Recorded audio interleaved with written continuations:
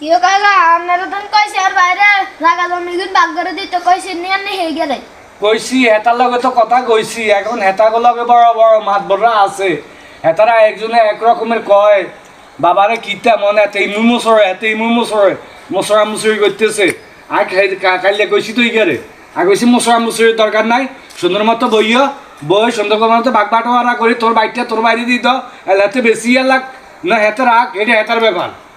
এখন এই কথা কইছে কয়েছে ঠিক আছে কাকা আর এই সপ্তাহ সময় দেন মানে এই সপ্তাহে তারা সময় দেন হয়েছে এই সপ্তাহের ভিতরে দিয়ে এতে কী করবো না করবো এত চিন্তা করুক আর হেতার মরলরা যা ঘুরে তো আর ঘুরে আর আমার কিছু কই না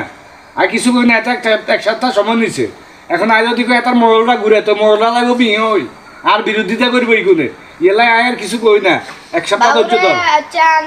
কইছেন এটা ইয়া মানে হাতরে কইেন সপ্তাহে ভাগ করে দিতে আয় আবার ইংলিশ বেশি ঢাকা যাইতে হবে ঢাকা কামে যাইতে হবে